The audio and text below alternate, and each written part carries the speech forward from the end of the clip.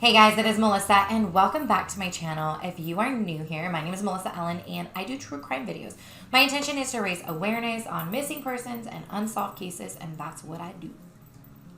But I haven't done it in a minute. So here's the deal. Today's case is going to be about Jessica Chambers. My intention is really to raise awareness on unsolved missing persons. So we're always going to talk about those cases, and then we're going to talk about just crazy things that go on. In this case, maybe solved, maybe not solved. Do they have the wrong guy? Do they have the right guy? There has been 2 mistrials, and it's wonky, and there's a lot going on. So I want to share this case with you guys because there's just so much to learn from it.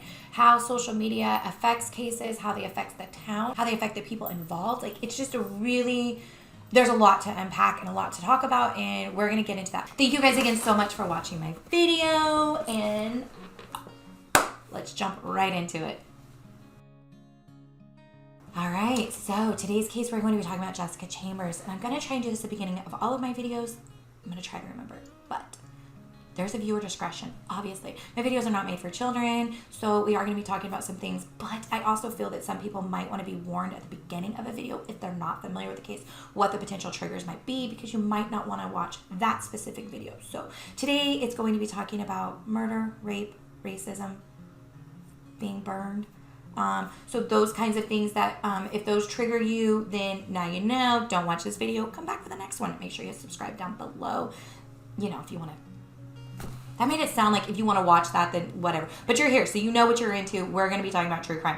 I'm going to include what I can. In this particular situation, a lot of my information did come from an Amazon Prime documentary, which I purchased, called Unspeakable. I believe I paid $12.99 for the entire 9 episode. Shit, I don't remember. I will put it down below. I do have an Amazon link, so I don't know if that'll pay any, whatever. I'm going to put it down below if you guys are interested in renting or buying it as well. I will put the link for you. So I don't think I can include much from that, but that was also turned into a podcast, and it is available on YouTube without the video, audio only. So I will link those as well if you're unable to purchase it. So today we are going to be talking about Jessica Chambers. If you are unfamiliar with the Jessica Chambers case, let me give you just a quick highlight. She was a young girl, cheerleader, blonde, pretty girl. She kind of was hanging out with a little bit of a rough crowd. This is I'm giving you the media version of it to see if you remember the case, just to make your mind think about it, okay? So I'm giving you this version. And she was burned alive by possibly her black boyfriend. And then it went to trial, and he was found not guilty. It was a mistrial. It was in the news. It was a big deal. The jury didn't know what they were doing, and then it was tried again, another mistrial. So this is the case known as the girl who was burned alive, but it's also known as the case where the jury literally didn't know how to vote guilty or not guilty, and had 2 mistrials. So it's kind of notorious or well known for those 2 things. So that is the case that we're going to talk about. And let's talk about first Jessica herself.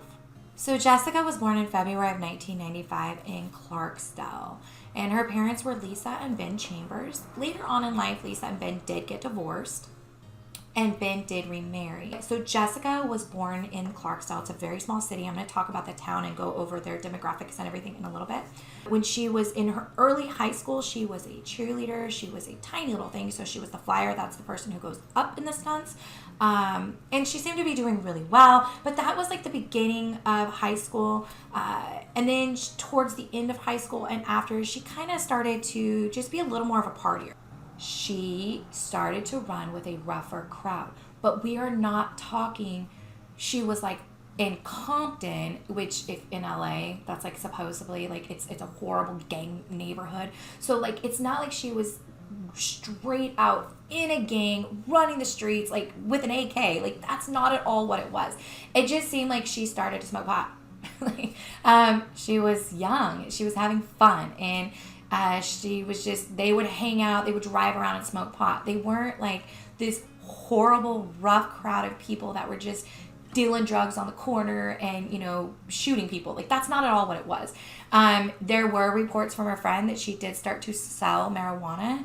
But I got the impression that it was more of like, little here and there. I don't think she was rolling around with her trunk loaded, anything like that. It was a very small town. Everyone kind of hung with everyone. There was some kind of meetup spots. There was this store that we're going to be talking about where everyone met up. They would kind of, smoke their pot, and they would ride around and they would get drunk or whatever. The media version of Jessica, bless them. Why not? Why do we need to bring her to be anything less than this bright, outgoing, fun, beautiful cheerleader? But that's kind of not the exact lifestyle she was living at the exact time. And it doesn't matter, because what I do want to be clear is no matter what, if she was this like crazy over the top, really bad person, yeah, we probably wouldn't be doing videos about her. That's what it would be. That's kind of how it is. So she just seemed like a really happy, loving, outgoing girl who liked to have fun and hang with her friends and smoke a little pot and drink a little drink. She was young, okay? The one thing I do know is that she was very close with her family, and if she was running with a rough crowd, it definitely wasn't straying her from being close to her family. Her father, he was interviewed at great lengths, okay? Because when everything came out on social media, it was put out that her father was a racist. And do I believe that he is? Yeah. I mean, he is. It's very obvious. He doesn't think he is because of the ideology that he says. This was his quote, by the way. And I'm going to put in what I can, because I think I can put the audio of it so you can actually hear it. But in case I can't, I'm just trying to. He says, "I'm not racist. I have a lot of black friends. I just don't believe in..." That's racist. It really is. Do I think he realizes he's racist? No, I don't think he does. I think he's stuck in this idea that Hey guys, it's Melissa, and welcome to my mini commercial. I don't know how this is really going to work, but here's the deal. Apparently, YouTube is not that crazy about supporting true crime creators on the platform, and that's fine. I wasn't here about making money, but I know some others were. Then I know I definitely had some ideas, but since YouTube doesn't really want to support ads and my videos are getting, not shown, videos are getting removed, I'm going to run my own ads. We're going to raise awareness. So here's my ad. Enjoy.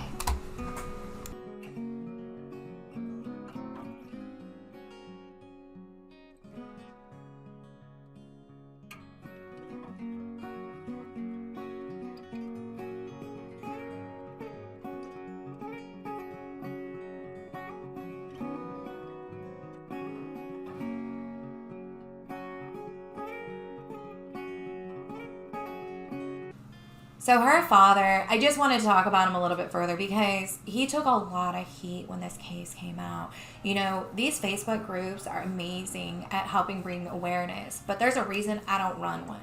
He was also put into light because he works for the police department as a mechanic.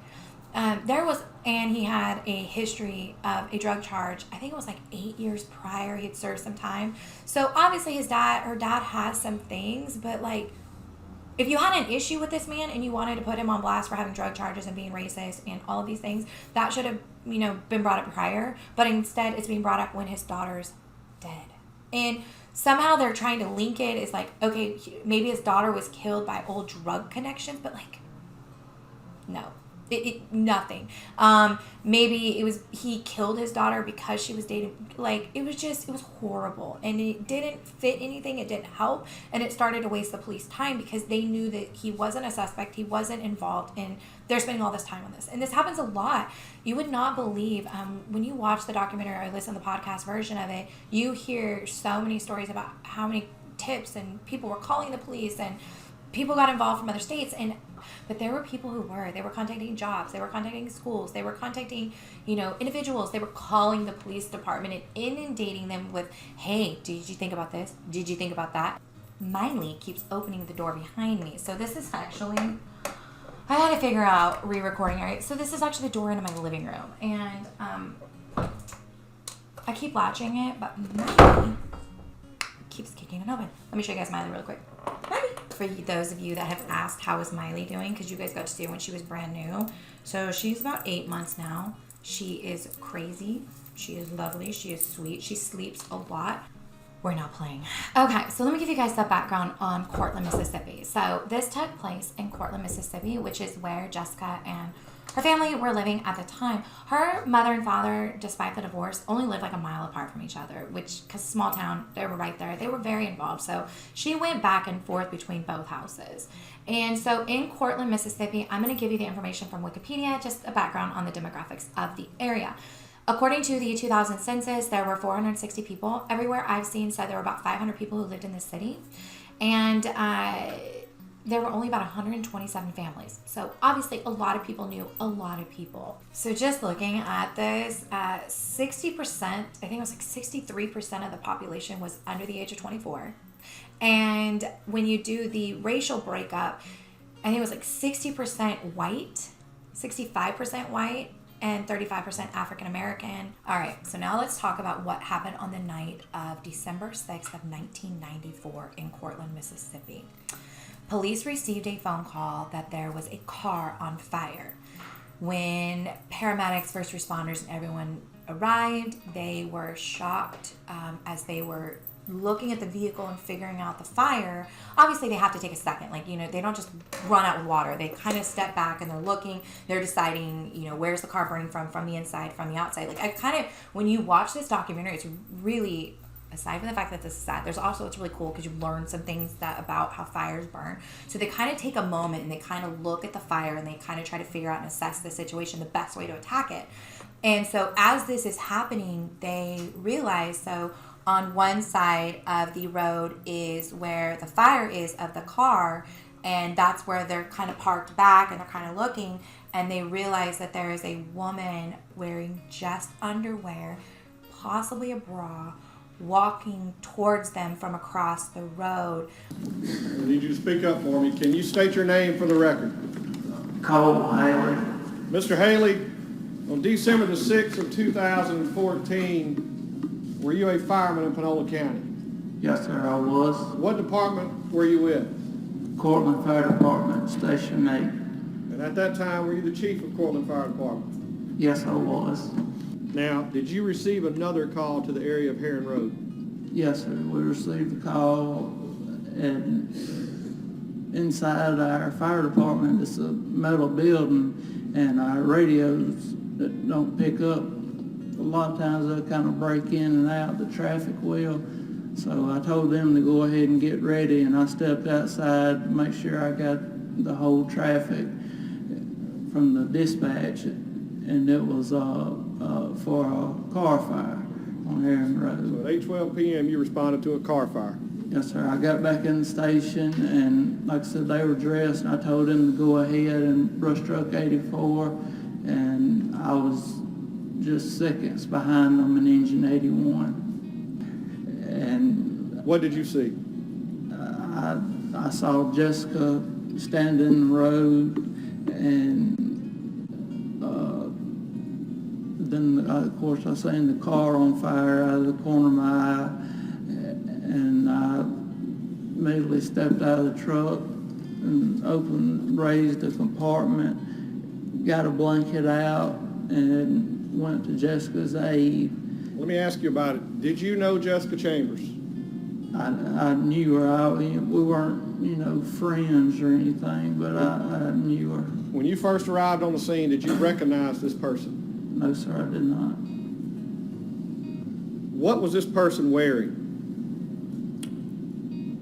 When I seen her, she had nothing on but her pants.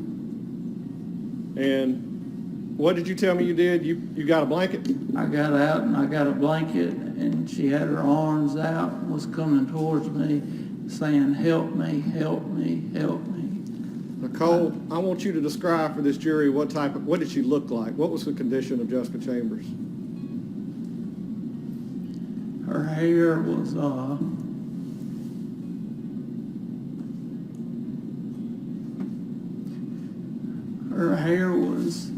fried out like she had stuck it in a light socket. And she had black all over her face. Her body was severely burned, and just all the way down her body was very badly burned. And like I said, I wrapped the blanket around her for one, to conceal her. And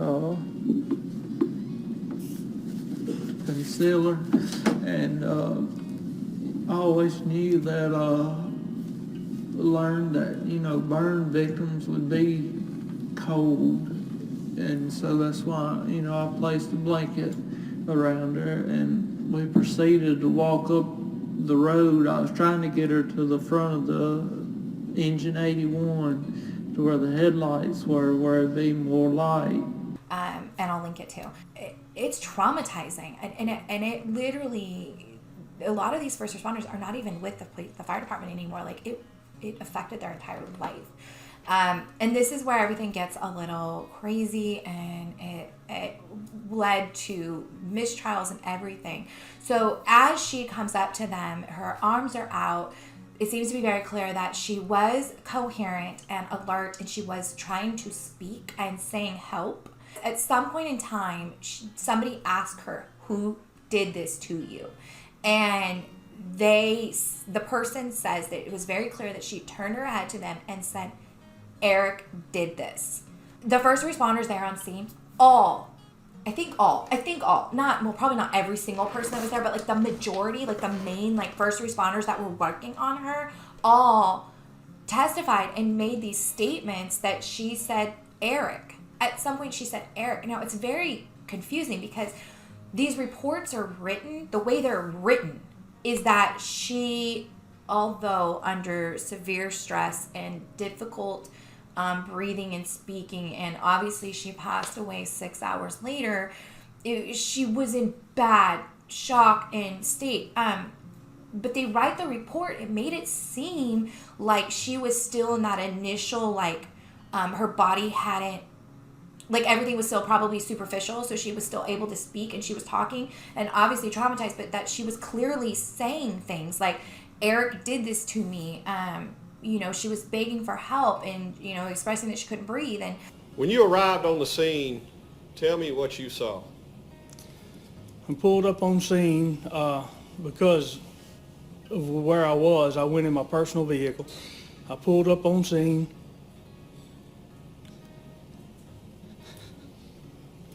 To see a female laying at the back of Courtland's fire truck that was heavily burned. Do you know Jessica Chambers? I do not. You mentioned a girl being on fire. Would you describe exactly what she looked like to this jury?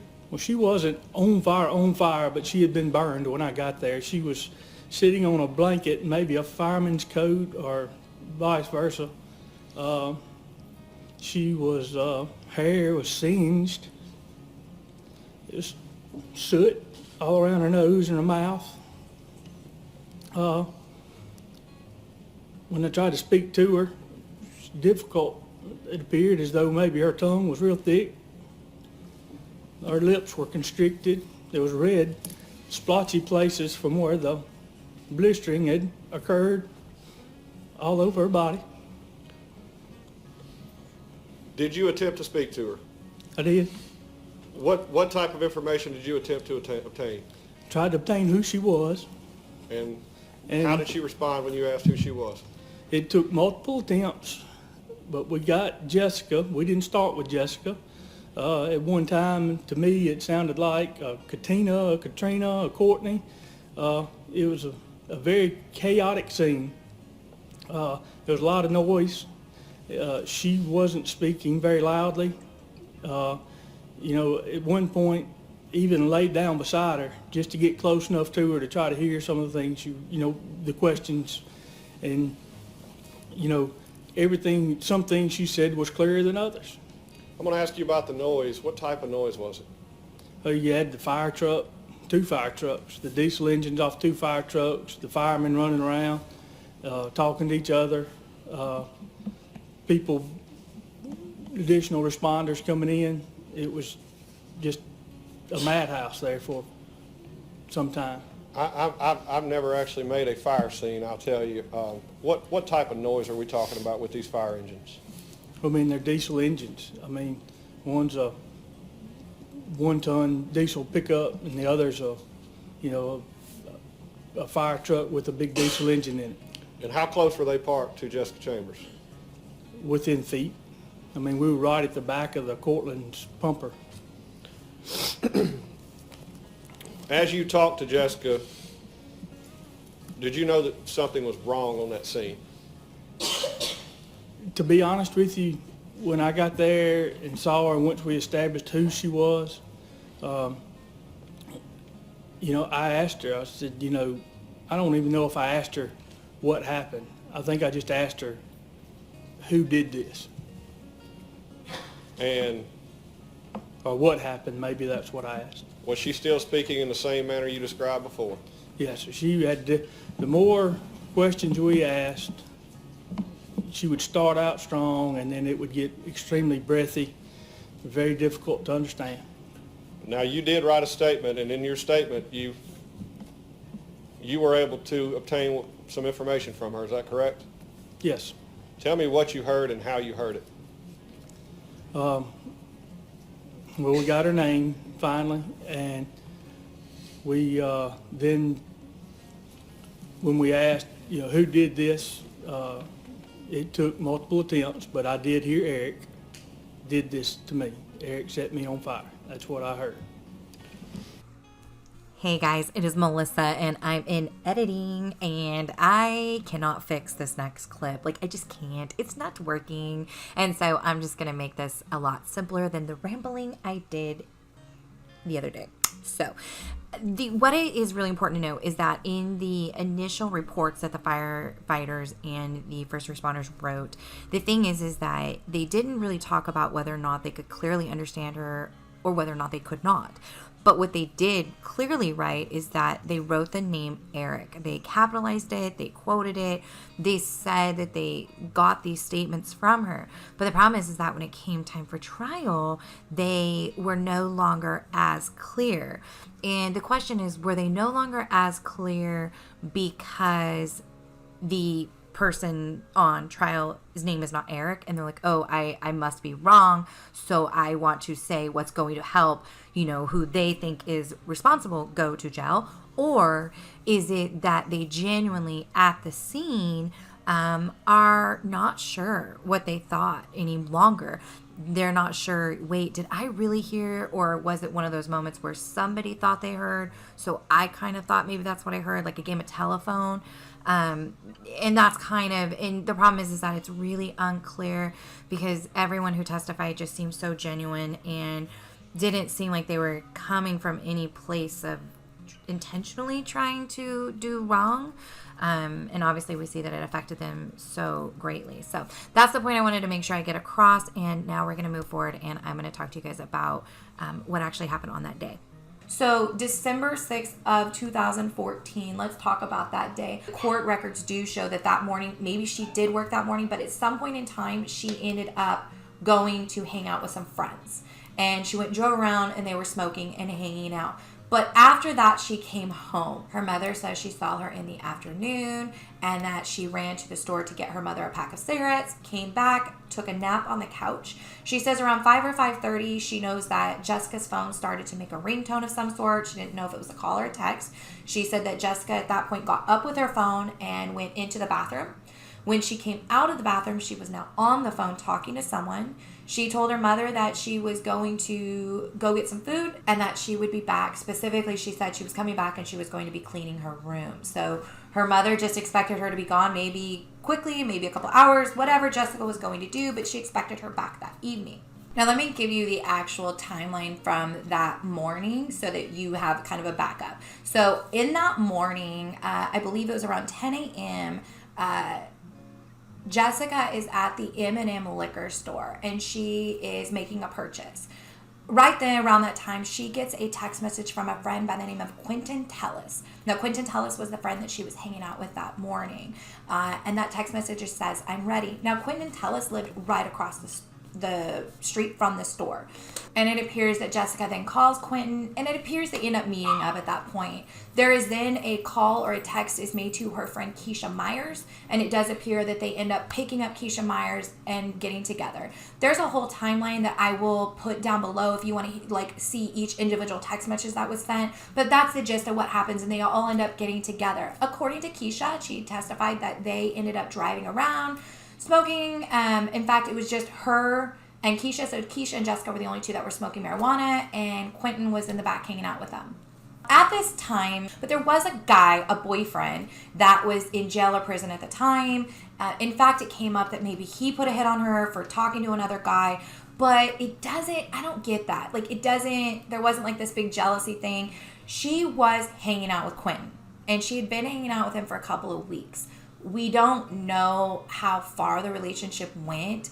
I mean, there is some proof that like she went to the doctor a couple days prior to get some medicine. He came with her. So like they were hanging out together, but like what was the medicine? Were they getting pills, or like were they, it appeared more that they were casually hanging out because they were doing drugs together and just hanging out. And maybe they were gonna hook up. There are text messages from Quinton to Jessica saying things like, hey, I need you. And she's like, what do you need? And he's all some loving. And she's like, oh Lord, I can't. She didn't respond with, that's creepy, I have a boyfriend, get the freak away from me. But she also didn't respond with, hey, I'll meet you in 5 minutes. So like, were they together? Had they messed around? Who knows?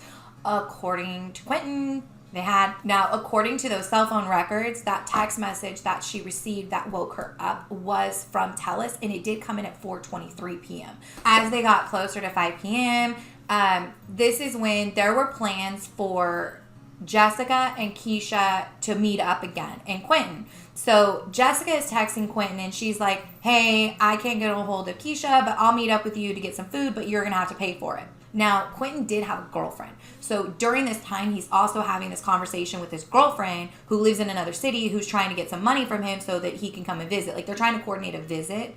I believe the girlfriend was going to come out to visit him. So at 5:30, so now Jessica has left her home, tells her mom she's going to get food, and she ends up at the M&M liquor store across the street from Quinton.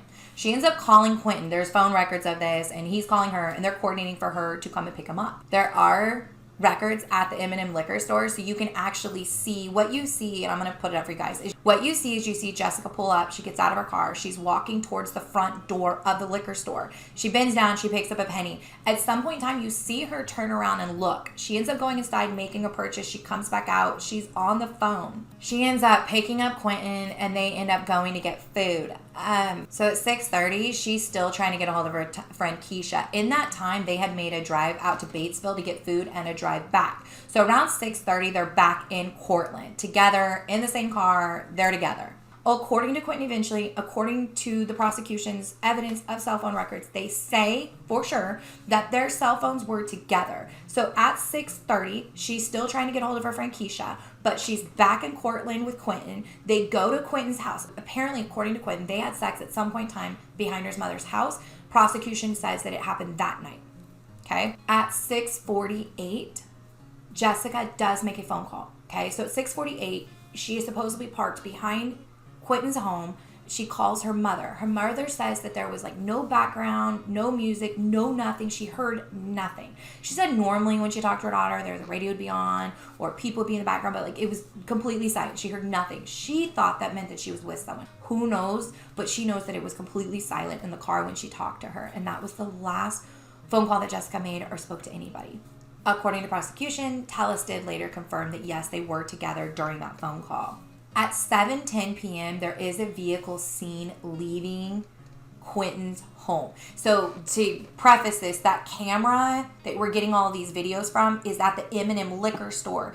And the way that it points, because his mother lives right across the street, you can see their driveway. So you can see cars coming in and out. Again, you can't see anything valuable other than just to know that a car left that driveway at this time. According to Quinton, that was his uncle. Now, Quinton's phone goes silent at this time, but Jessica's phone very clearly starts traveling, and it starts traveling west towards the location where she and her vehicle were found. Now, at 7:42, Quinton's phone makes a phone call to Jessica, And the voicemail is like, hey, bae, my friend's coming over tonight. I'll call you tomorrow night. Good night. Sweet dreams. Which is so weird if they were literally just together and like, when did she leave your mom's house? But it's also according to him that she just dropped him off. Okay, so we're going to take baby steps here, okay? That afternoon, you were caught on camera riding with Jessica, right? They would say, but I wasn't around with Jessica. They say that. Well, how did you end up, how was that? How did they say that? Last time I rode with Jessica, me and Jessica, I didn't ride with Jessica this night. I rode with her. I want to say I rode with her back one night. She had went to the hospital with Jessica. It was a couple of nights prior. We're talking about the night, December 6th. December 6th, the night she got me. I want to ride with her. Remember the lesbian boys? That's really so much of the lesbian I was asking you about. Yeah, they questioned me about it. Right. I was being out in the sandbox, and I told them that I wasn't out in the sandbox and Jessica's car. Now, at 7:46, Quinton ends up telling the girlfriend, remember the girlfriend he had in another city? He ends up telling her that he's walking to his sister's house to borrow her Tahoe. This is important, okay?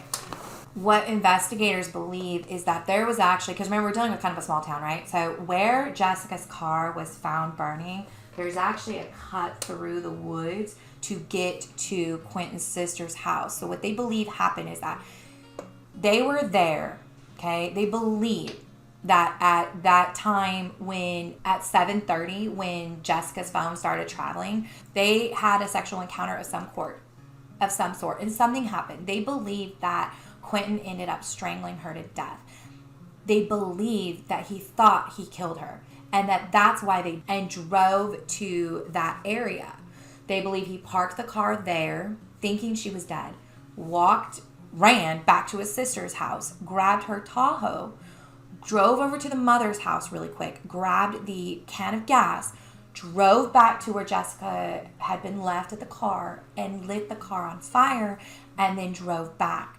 There are cars coming and going from his mother's house that could coordinate with that. It could have just been coincidence. It's really hard to tell. You cannot see the car. You cannot make that out.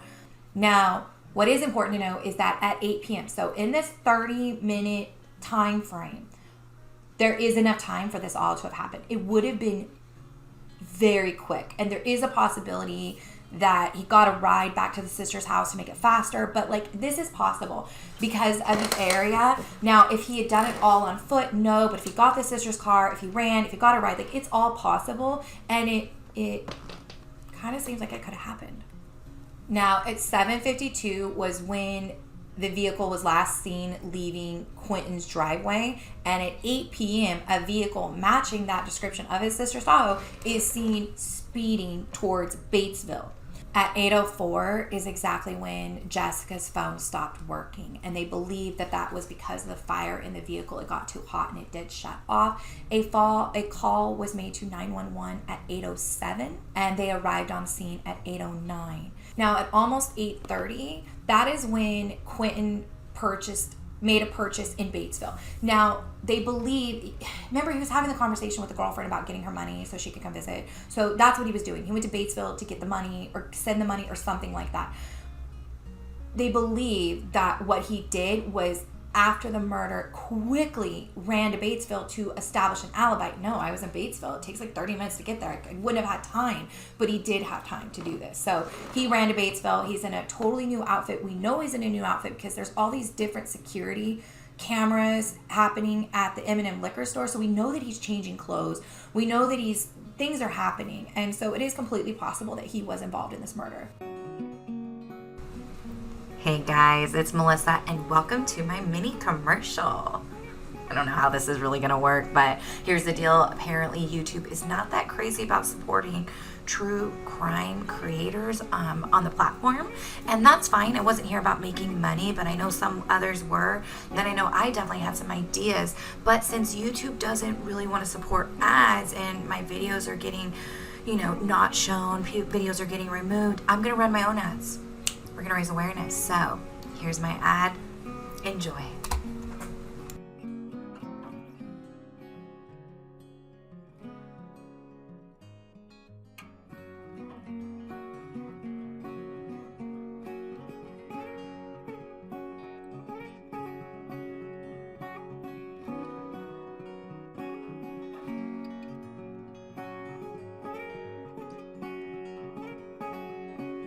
Okay, so when they decided to go back and start looking at Quinton Tellis, and they started going over, because, they hadn't figured anything out. They didn't have any good suspects. And so they were looking back at her day, and when they started to look at Quinton Tellis, they decided they wanted to interview him. And guess where they found him? In jail. He was in jail. He was in jail because he had pled guilty and was serving a 10-year sentence for unauthorized use of a credit card. Okay, so the woman whose credit card he had been used, her name was Ming Chen, and her friends referred to her as Mandy. That was her nickname. And she had been stabbed in her apartment on July 29th of 2015, and she was actually discovered about 10 days later. She had been stabbed over 30 times. Now, prosecutors are very clear, and they believe that the investigators have determined that it appeared that she was tortured. There was spacing between the stabbings, and some were deep and some were not. It was just a very torturous thing. They believed that it was done in a way that they were provoking information from someone. Horrible. So what they believe is that she was being tortured for a reason. Now, that very night, Quinton Tellis was using her credit card. Okay, he was at an ATM withdrawing money. There was also calls that were made on her phone and his phone to her credit card company, using the PIN number, finding out the available information. I'm not going to go too far into that case, but it was very clear that he forcibly got information from her to use her credit card against her will, and he is in prison for that because he pled guilty to it. But what they haven't been able to prove, without a doubt, is that he murdered her. They said that her cell phone was within 200 feet of her apartment on that night. They said that their phones were both calling her bank with her bank information to get her bank info. But there was no DNA, nothing left at that time there in order to prove that. So at this time, Quinton Tellis is in prison for the credit card. He has not been charged with the death of Mandy because they have not been able to prove beyond a reasonable doubt that he was in fact guilty of the actual murder. Do I think he did? Absolutely. The only thing that could have happened, which is what I think he's saying happened, is that somebody else murdered and tortured her to get her credit card and somehow used his phone. And then he got possession of her credit card and used it.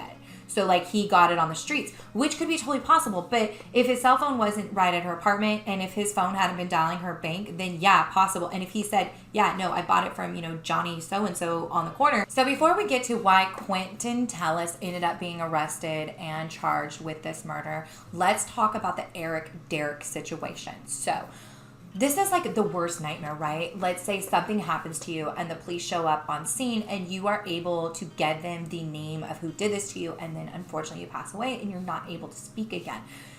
Our hope as that person, like I always think like that's the one thing I would do is I would find a way to say their name, I'd find a way to write it. Like we see this in movies, right? They asked her questions like, who did this to you? And a lot of people said they thought they heard either Eric or Derrick. I think what we can say for sure is we can all agree that whatever she was saying, it wasn't clear conversation. She was not just sitting there saying, hey guys, Eric did this to me. No, he's not my boyfriend. No, I don't know. Like it was very clear. But what we do know is Eric is not Quinton. It is not Tellis. And Quinton didn't have any nickname that was anything like that she would have at all. So there is a very, very clear confusion on if it was Quinton Tellis and if she was communicating clearly, that's not Eric. That's not Quinton. Like, that's not the same thing. That is literally the biggest reason for this mistrial, because you cannot with a clear mind, put someone to prison when the victim says it was someone else. There was a Derrick that was involved, and like I'm kind of conflicted because like I don't want to put too much up on this guy because it doesn't appear that he's involved in this case, and he is a registered sex offender. So like what it was said is that the Derrick Holmes had a very strong alibi and that he was not considered a suspect in any way. Like when I was telling my friends about this story case, I was like, oh yeah, there was a Derrick who totally was a suspect, but he had a strong alibi. They did not consider a suspect, so literally there's no Derrick or Eric available. But I watched. There were over 10, I can tell you that. I interviewed quite a few myself. One young man in particular, and I don't want to start calling these men's names unless, okay. I just, these men were eliminated, so I don't want to call their name from the stand. One young man I spent several days on. Several days. Had him at the jail several days. But Interviewing him, yes sir, I'm sorry. Went, spoke to his family, his buddies. I had this guy, pretty much his family in an uproar because I just wasn't going to leave it alone. He had some interaction with Jessica, for sure. He absolutely was eliminated 100%. Just bottom line, when Jessica was murdered, this young man was at home rubbing his mother's feet. I mean, that's the depth that we went to with some of these AX and DEX. Now, the U.S. Marshals interviewed some of these AX and DEX. I wanted more info. I have freaking questions. What? Rubbing his mom's feet. I know you want to know more, so do I. But apparently they did not feel that he was a viable suspect. And I would like to believe that if they felt that they would have pursued it. I just have questions. So here's what happened. After like almost a year, no suspects, no arrests, nothing's going, this case is falling apart, they decide to go back and start re-going over Jessica's cell phone records for that day and the people that she was with, including Keisha Myers and Quinton Tellis. When they do this, they start realizing, based on some information, okay, Jessica's cell phone was an older cell phone, old towers, old area. So there's only one tower. So the way that it's triangulating, we've all heard this, right? The tower, so it kind of creates a circle of where you could be. Like your phone pinged at such a rate that would say that it has to be, like for example, you could either be within 10 feet of the tower, 20 feet, 30 feet. Obviously we're spreading out into big areas. So they're triangulating off of this tiny one tower in this town. So it's very unpractical. And so also her software on her phone wasn't up to date, like because we're just dealing with old phones in an old town. And so it also wasn't picking up correctly for her location. So what they could do is that they could go back and they could match where she was at certain times based on factual information. Like we know that she was at this store because it's on camera. And then we know she was there later and we know she was here. So what they did is they took factual points. They took the cell phone info, which was kind of wonky, and they put it onto the factual info. And based on that, they realized that move it a little bit because I had to move it to get it onto those 3 points. Well, now I know her correct route. Okay, because the route was saying here, but that didn't match those points that they did know. So when they moved it to match the points, they're like, oh, okay. And the route makes sense. Don't get me wrong, it makes sense. So when they were able to move it, I'm okay with it, makes sense. That now they knew her new route. Based on her new route, they were able to take Quinton's information and put it over it, and it's matching. They do the first trial, and it's all over the place. It's just like where I am right now, and you're kind of like, what? I've been told that the jury's reached a verdict. Is that correct? Did you all select a foreman? All right, so let's see. Mr. Lampkin, is that correct? That is correct. All right. I don't need to know what your verdict was, but I just need to know, did all 12 jurors agree on that verdict? Yes, sir, we did. All right. Would you hand the verdict, please, to the court, to the clerk, please, excuse me. We all didn't agree on it. Sir? You said we all agreed on that verdict. We didn't. All 12, the verdict has to be unanimous. So all 12 did not agree on the verdict? Is that what you're telling me, sir? Yeah, I can agree he was in. All right. I'll ask you to step back into the jury room, please. Pass the verdict, please, to the clerk that you have in your hand.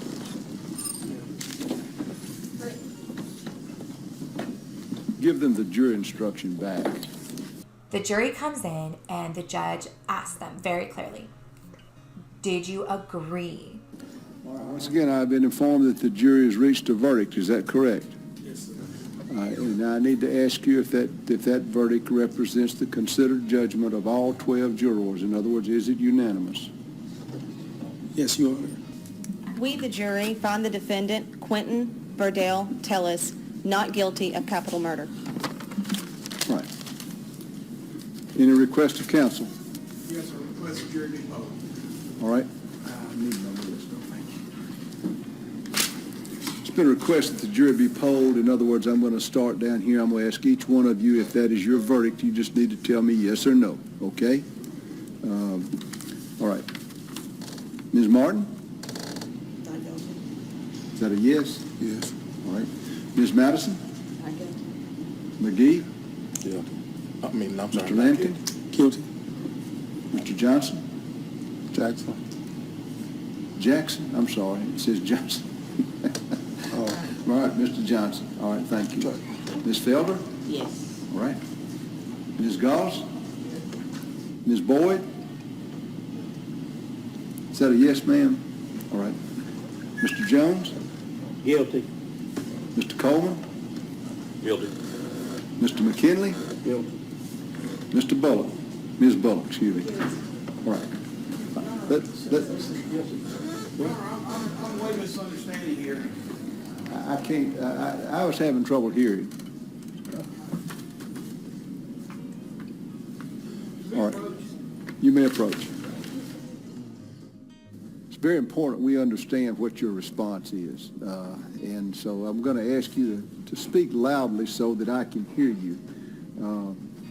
The verdict that I have recorded here is we, the jury, find the defendant not guilty.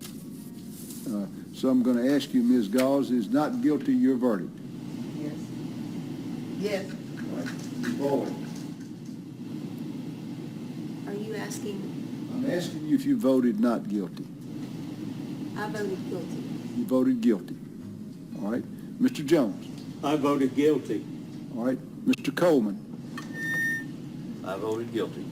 All right. Mr. McKinley. I voted guilty. Ms. Bullock. I voted guilty. All right. Ms. Martin. Not guilty. All right. Ms. Madison. I voted guilty. All right. Mr. McGee. Not guilty. Mr. Lampkin. Guilty. Mr. Johnson. Jackson. Not guilty. Ms. Felder. All right.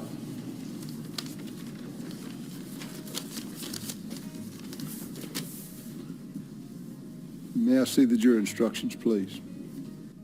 It is very important that you all try again to reach a verdict, all right? Obviously, there's a split between you all as to the verdict in this case. Okay, so after all of this, what had happened is the jury didn't understand. This is like so hard to explain too. Okay, so if you all say guilty, then you get it, it's automatically guilty. And if you all say not guilty, they get it, it's automatically not guilty. But what they thought in 2017, what they thought is that if you didn't all agree on guilty, then it's automatically not guilty. Does everyone in the world know that if you don't agree guilty, not guilty, it's a mistrial? Like, did they not see that option on there? There was some confusion because they really didn't get it, and bless their hearts. Like, they really genuinely thought, well, some of them did, that if they couldn't agree on guilty, that they were required to be not guilty. So they were coming back in and they're like, yes, our consensus is agreed, we're saying not guilty. But the truth is that no, I think it was like 8-4, 9-3, something like that, that were guilty. So he was more guilty than not guilty. But since they can't agree, you don't just go not guilty, you go mistrial. And in September of 2018, they started a retrial.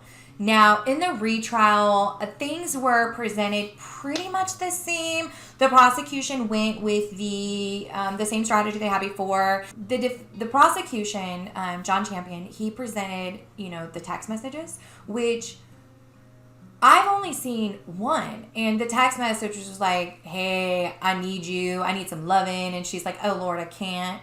They said that there were these text messages that, like, Quinton was harassing her for sex.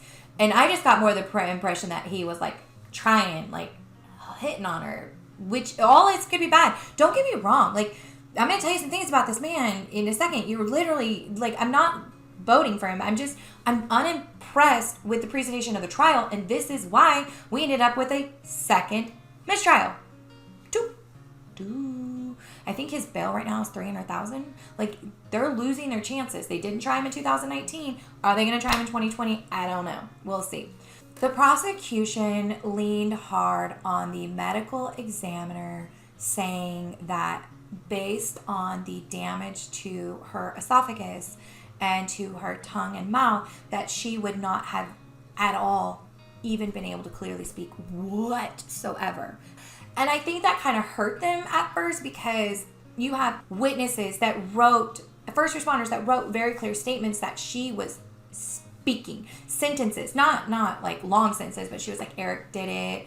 I can't breathe. I don't want to die. So she was making statements. So when Quinton was first interviewed, he made a lot he threw up some red flags. First of all, he said he wasn't with her that night. He said he hadn't had sex with her. He said all kinds of things. He then eventually later said, oh, I was with her, but only till then. He was wrong. I mean, he was all over the place. His story changed. His alibis changed. His timeline changed. Like, he was not consistent. And you can't get around that because he wasn't. He has reasons why he says he lied, but he lied. So his believability in what actually happened is just not there. He lost his credibility because he kind of went all over the place. Now, there was a couple of things. There's just random things that I want to throw in, and I don't know where to put them in. Okay. When Quinton did admit that him and Jessica had hooked up in the past or that day or whatever, he said that they had done it in the front seat of her car, in the passenger front seat with the seat down. It is notable that when her car was found burned, that the seat was still down. So what they think is that they were in the front seat, something happened to her, that he had strangled her, and then he drove her car to the other location. At the scene, her cell phone was discovered, some left remnants of clothing. Days later, someone else in the community, someone that they don't trust though, okay? So I'm going to say that they don't trust this person. It doesn't appear that he was involved, but they don't trust him as a person. He's got a record and some stuff like that. But he said that he was walking with his daughter. That was the reason people don't trust him, because they say he would never go walking with his daughter. But I don't know. Come on now.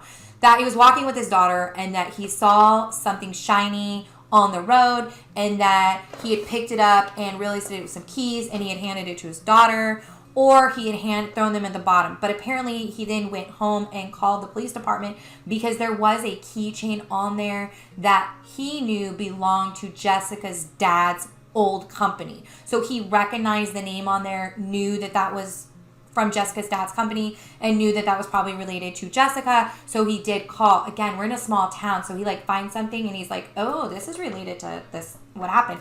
So he called the police department. The police department came. They got the keys. They went with him back to the location he said they found the keys, and they put the keys back in that location and took a photo.